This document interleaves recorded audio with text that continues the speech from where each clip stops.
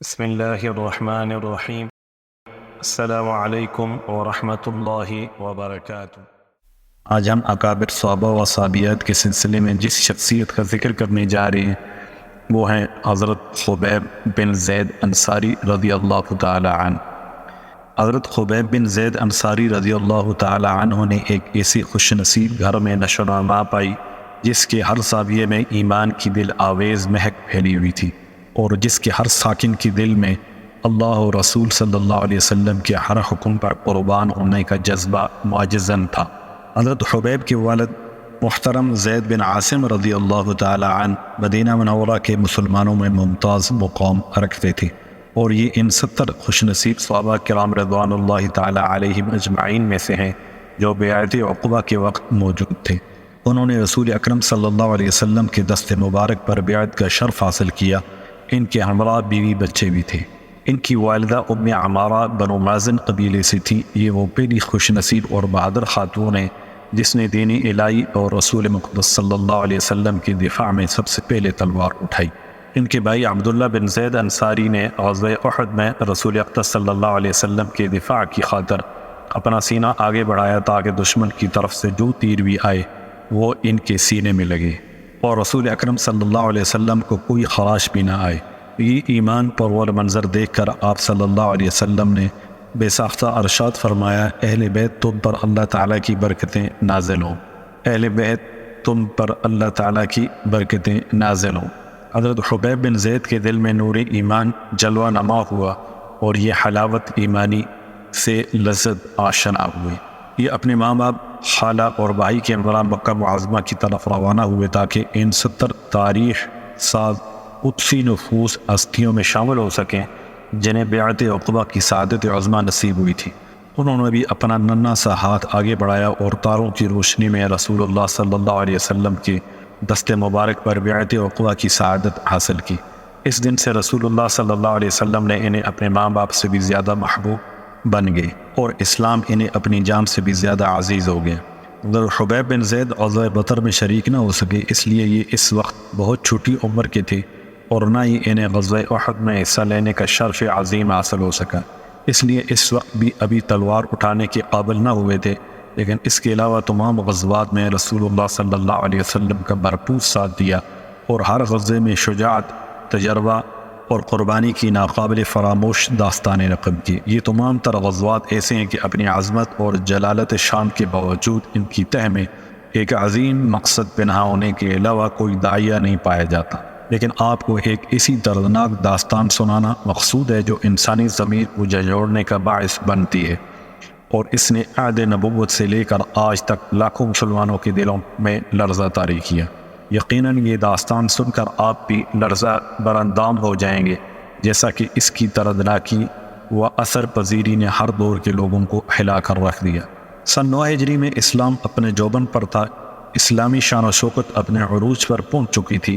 جزیرہ نوائے عرب کی ہر طرف سے بے شمار قافلے رسول اللہ صلی اللہ علیہ وسلم کی زیارت، آپ کی بیعت کرنے اور دائرہ اسلام میں داخل ہونے کا برسر عام اعلان کرنے کے لیے جوق در جوق مدینہ منورہ پہنچنے لگی۔ ان قافلوں میں ایک وفد بنو حنفیہ کا بھی نجد سے آپ کی خدمت اقدس میں حاضر ہوا۔ وفد نے اپنے اونٹ مدینہ طیبہ سے باہر بٹھا دیے اور سامان کے پاس مسلمہ بن حویب حنفی کو چھوڑ دیا۔ یہ وفد نبی اکرم صلی اللہ علیہ وسلم کی خدمت میں حاضر ہوا اور آپ کے روبرو اسلام قبول کرنے کا اعلان کیا۔ رسول اللہ صلی اللہ علیہ وسلم نے اس وفد کی آمد سے بہت خوش ہوئے، ان کی عزت افزائی کی اور آپ نے وفد کے ہر رکن کو قیمتی تحائف سے نوازا اور ان کے اس ساتھی کو بھی تحائف دیے جسے یہ اپنے سامان کے پاس چھوڑ کر آئے تھے۔ یہ وفد نجد واپس پہنچا ہی تھا کہ مسلمہ بن حبیب مرتد ہو گئے اور برسر عام اس نے یہ اعلان کر دیا، میں رسول ہوں، مجھے اللہ نے بنی حنفیہ کی طرف رسول بنا کر بھیجا ہے، جیسا کہ محمد بن عبداللہ کو قریش کی طرف رسول بنا کر بھیجا۔ یہ اعلان سننے کے بعد قوم اس کے گرد جمع ہونے لگی اور قوم عصبیت کی بنا پر اس کا بھرپور ساتھ دینے لگی۔ قومی عصبیت کا یہ عالم تھا کہ بنو حنفیہ کی ایک شخصیت نے برملا کہا، میں گواہی دیتا ہوں کہ محمد صلی اللہ علیہ وسلم سچے ہیں اور مسلمہ جھوٹا ہے، لیکن ربی قبیلے کا جھوٹا شخص مجھے غیر قبیلے کے سچے سے زیادہ عزیز ہے۔ جب مسلمہ کی حیثیت مضبوط ہو گئی اور ماننے والوں کی تعداد زیادہ ہو گئی تو اس نے رسول اللہ صلی اللہ علیہ وسلم کی طرف ایک خط لکھا جس میں یہ تحریر تھا: مسلمہ رسول اللہ سے محمد رسول اللہ کی طرف، السلام علیکہ، مجھے نبوت و رسالت میں آپ کا شریک کار بنا دیا گیا ہے۔ نصف زمین ہمارے لیے ہے اور نصف قریش کے لیے، لیکن قریش ظالم قوم ہے۔ یہ خط 2 قاصدوں کے ذریعے نبی اکرم صلی اللہ علیہ وسلم تک پہنچایا۔ جب یہ قاصد خط لے کر رسول اقدس صلی اللہ علیہ وسلم کی خدمت میں حاضر ہوئے اور آپ کو یہ خط پڑھ کر سنایا گیا تو آپ نے ان قاصدوں سے پوچھا: تم دونوں کی کیا رائے ہے؟ دونوں نے بیک زبان کہا: اس سلسلے میں ہمارا وہی موقف ہے جو مسلمہ کا ہے۔ آپ نے ان کی بات سن کر ارشاد فرمایا: خدا کی قسم، اگر قاصدوں کے تحفظ کا بین الاقوامی قانون نہ ہوتا تو آج میں تمہاری گردنیں اڑا دیتا۔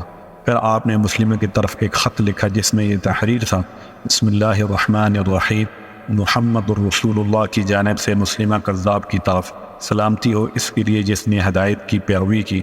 یہ زمین اللہ کی ہے اور اللہ اپنے بندوں میں سے جسے چاہتا ہے اس کا وارث بنا دیتا ہے، اور انجام اہل تقوی کے لیے ہے۔ اور انہی 2 قاصدوں کے ہاتھ یہ خط روانہ کر دیا۔ مسلمہ کذاب کا شر و فساد جب حد سے بڑھ گیا تو رسول اکرم صلی اللہ علیہ وسلم نے اسے ایک ایسا خط ارسال کرنے کا ارادہ کیا جس کے ذریعے اسے گمراہی سے روکے، اور یہ خط لے کر جانے کے لیے ہماری اس داستان کے ہیرو حضرت حبیب بن زید رضی اللہ عنہ کو منتخب کیا۔ یہ ان دونوں عنفان شباب میں تھے اور ایمان ان کے رگ و ریشے میں رچ بس چکا تھا۔ حضرت حبیب بن زید رضی اللہ عنہ رسول اللہ صلی اللہ علیہ وسلم کا حکم پا کر راستے کے نشیب و فراز سے شاداں و فرحان گزرتے ہوئے نجد کے بالائی علاقے میں دیار بنو حنفیہ کے میں پہنچے اور یہ خط مسلمہ کے سپرد کیا۔ جونی مسلمہ نے یہ خط سنا تو وہ غصے سے لال پیلا ہو گیا اور غرور سے اس کا سینہ تن گیا۔ کینہ و بغض، ظلم و تعدی اور جور و جفا کے آثار اس کے منحوس و مکروہ چہرے سے نمایاں دکھائی دینے لگے، اور اس نے غیظ و غضب سے بے قابو ہو کر حضرت حبیب بن زید رضی اللہ عنہ کو پابند سلاسل کرنے کا حکم جاری کر دیا، اور داڑتے ہوئے یہ کہا کہ کل دن چڑھے اسے میری عدالت میں پیش کیا جائے۔ دوسرے روز مسلمہ نے اپنی محفل جمائی، دائیں بائیں سرکش مریدوں کو بٹھایا، عوام الناس کو بھی دربار میں داخلے کی اجازت دے دی گئی۔ دربار جب لوگوں سے بھر گیا اور دل دھرنے کی جگہ باقی نہ رہی تو اس نے حکم دیا کہ اب حبیب بن زید کو پیش کیا جائے۔ آپ بیڑیوں میں جکڑے ہوئے آہستہ آہستہ چل کر وہاں پہنچے۔ حضرت حبیب بن زید رضی اللہ عنہ لوگوں کے جمع غفیر کے درمیان بڑی شان و شوکت کے ساتھ سینہ تان کر اس طرح سیدھے کھڑے ہو گئے جیسا کوئی عمدہ قسم کا سیدھا نیزہ زمین میں گڑا ہوتا ہے۔ مسلمہ نے اس کی طرف دیکھا اور کہا: کیا تم گواہی دیتے ہو محمد رسول اللہ اللہ کے رسول ہیں؟ فرمایا: ہاں، میں گواہی دیتا ہوں کہ محمد صلی اللہ علیہ وسلم اللہ کے رسول ہیں۔ یہ سن کر غیظ و غضب سے مسلمہ کی رگیں پھول گئیں اور کہا: تم گواہی دیتے ہو کہ میں اللہ کا رسول ہوں؟ حضرت حبیب بن زید نے مذاق کے انداز میں کہا: میرے کام تیری بات سننے سے قاصر ہیں۔ یہ سن کر مسلمہ کے چہرے کا رنگ بدل گیا، غصے سے ہونٹ کانپنے لگے اور جلاد سے کہا: اس کے جسم کا ایک حصہ کاٹ دو۔ جلاد نے حضرت حبیب رضی اللہ عنہ پر تلوار سے زوردار وار کیا اور جسم کا ایک حصہ چشمے زن میں کٹ کر زمین پر پھڑ پھڑانے لگا۔ اس کے بعد مسلمہ نے دوبارہ پوچھا: کیا تم گواہی دیتے ہو محمد صلی اللہ علیہ وسلم اللہ کے رسول ہیں؟ فرمایا: ہاں، میں گواہی دیتا ہوں کہ محمد صلی اللہ علیہ وسلم اللہ کے رسول ہیں۔ اس نے پوچھا: کیا تم یہ گواہی دیتے ہو کہ میں اللہ کا رسول ہوں؟ آپ نے غصے سے کہا: میں نے تجھے پہلے نہیں بتایا تھا کہ تیری بات سننے سے میرے کان قاصر ہیں؟ اس نے جلاد کو حکم دیا اس کے جسم کا ایک اور حصہ کاٹ دیا جائے، تو اس کا حکم سن کر جلاد نے ایک اور وار کیا اور دیکھتے ہی دیکھتے جسم کا ایک اور حصہ کاٹ ڈالا۔ اب یہ دونوں حصے ایک دوسرے کے برابر زمین پر پھڑ پھڑا رہے ہیں۔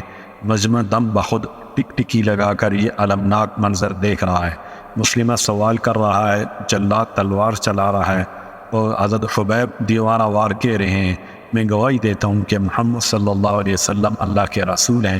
جسم کا نصف حصہ گوشت کی قطلوں کی صورت میں زمین پر بکھرا ہوا ہے اور دوسرا نصف زبان حال سے پروردگار عالم کی وحدانیت کی گواہی دے رہا ہے۔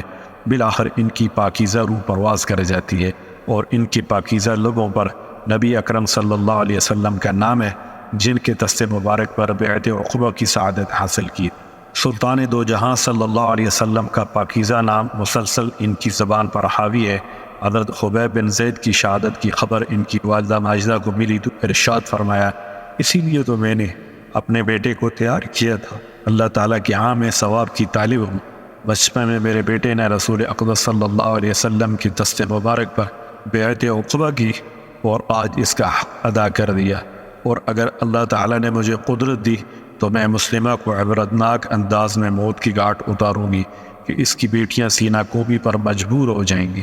حضرت حبیب بن زید رضی اللہ عنہ کی والدہ بغیدہ کی جانب سے اس دل آویز تمنا کے اظہار کو زیادہ مدت نہ گزری تھی کہ خلیفہ ثانی حضرت ابو بکر صدیق کی طرف سے مسلمہ کذاب کے خلاف جنگ کا اعلان کر دیا گیا۔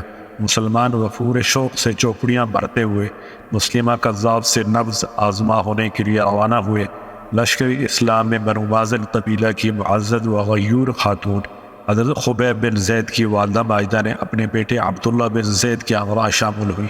یمامہ مقام پر یہ خطرناک لڑائی لڑی گئی۔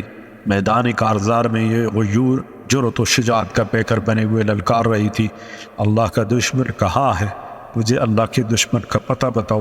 جب وہ اس تک پہنچی تو وہ اندھے زمین پر گرا ہوا تھا اور مسلمانوں کی تلواریں اس کا خون پی رہی تھی۔ اللہ کے دشمن مسلمہ کذاب کا یہ انجام دیکھ کر اس کا دل بہت خوش ہوا، آنکھوں کو ٹھنڈک نصیب ہوئی۔ بھلا دل مسرور کیوں نہ ہوتا، آنکھیں ٹھنڈی کیوں نہ ہوتی؟ اللہ ذوالجلال والاکرام کی قدرت سے دونوں اپنے انجام کو پہنچے، لیکن ایک جنت کو روانہ ہوا اور دوسرا جہنم کو۔ السلام علیکم ورحمۃ اللہ وبرکاتہ۔